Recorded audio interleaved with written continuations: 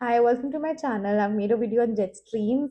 If you have any questions, any doubts, please write in the comments below. Also, do not forget to subscribe.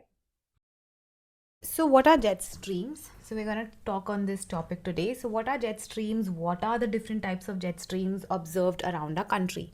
So, jet streams are narrow bands of strong winds.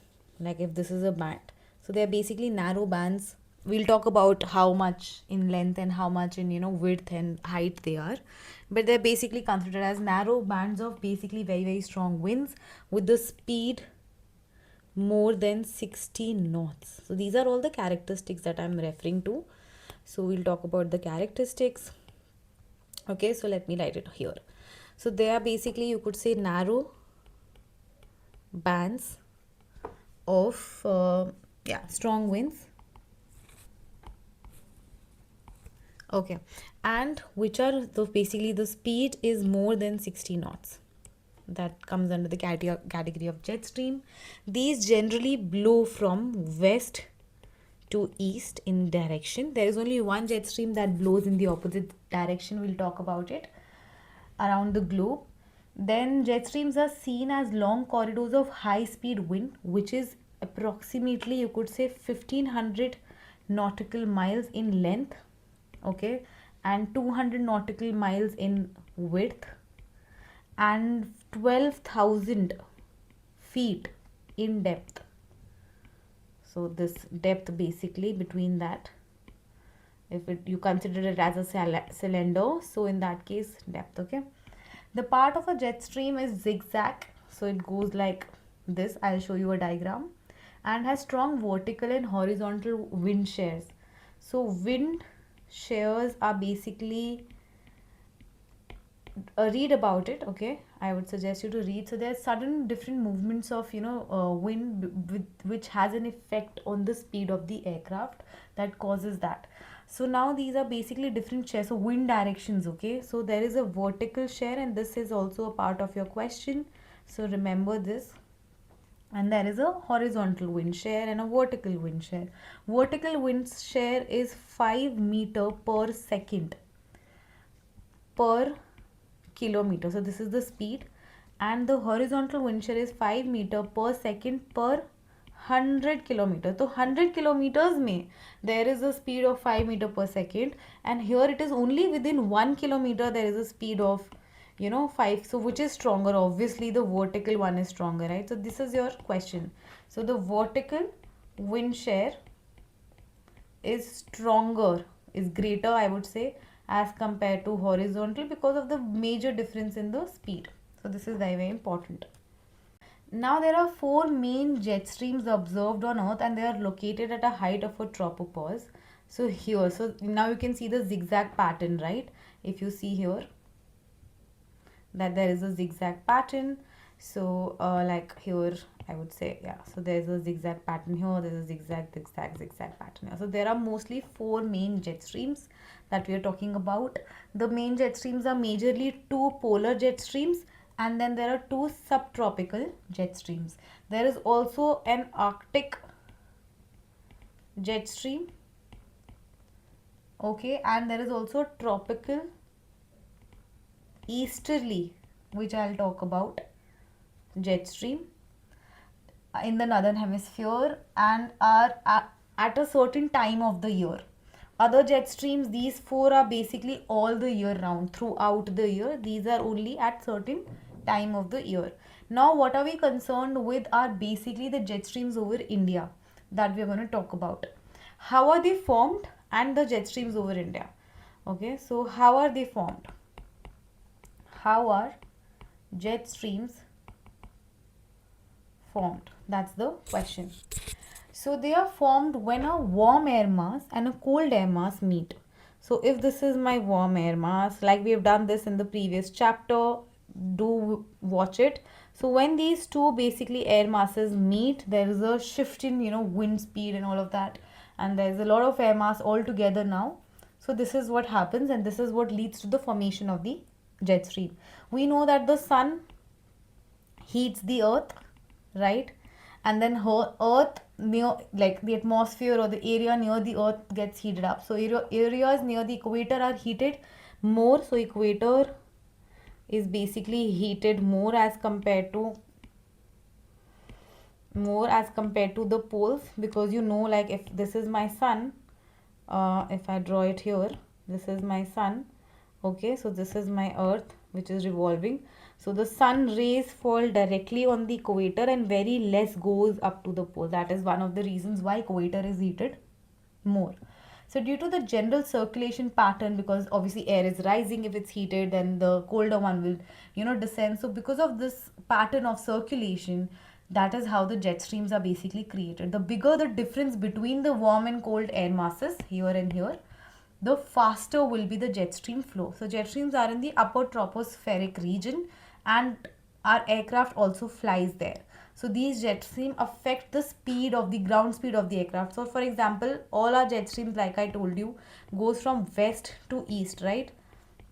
So if this jet stream is going from west to east and my aircraft is moving in this direction, there's a strong headwind, and if it's moving in this direction, there's a strong tailwind. So this is important for the pilot to know, that if we are in a jet stream or we are flying close to a jet stream or not. Now there are certain terms related to the jet stream before we come to what jet streams fly or like are over India. So let me create a big jet stream for you. So we have to write all the characteristics within it. Okay, so one is the axis of jet stream. The first definition is the axis of a jet stream. What is an axis of a jet stream? Winds blowing inside the jet stream will have different velocities. The line of wind with the highest wind speed inside a jet stream is the axis. So for example, ये पूरा jet stream है, okay? This entire is, so of course there are different wind speeds happening. Maybe one is 84 knots, okay? One is maybe 74 knots, one is maybe 62 knots, and this one maybe you could say 98 knots.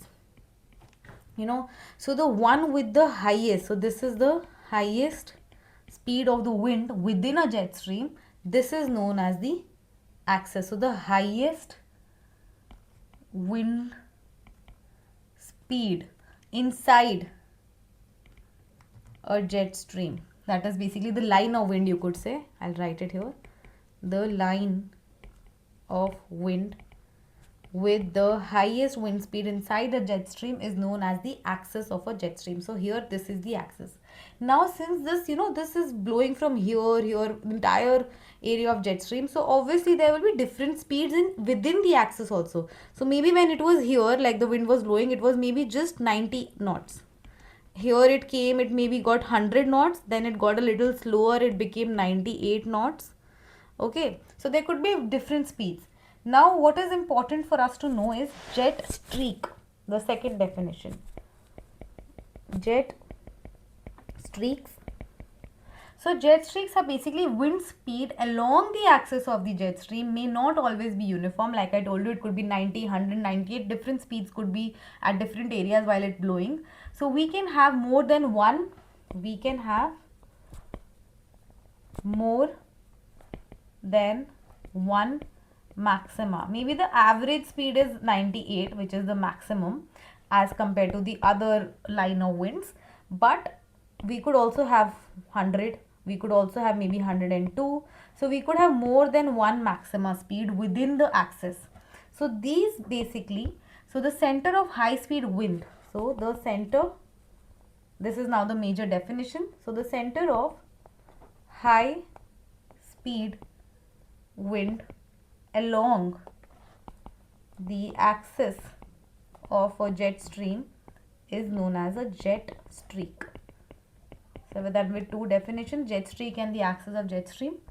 Now the third definition is core of jet stream. Core of jet stream. What is core? So I'll make it with the highlighter. The area along the axis. तो ये मेरा जो पूरा area है, ये access थी बीच वाली 98 knots के, इसके ऊपर नीचे का जो एरिया है, so the area along the axis is considered as core. Okay, so I would say area along this axis of a jet stream is called core of a jet stream. So these are the important definitions which might come in exam as well. The jet streak is an area of maximum wind speed along the jet stream.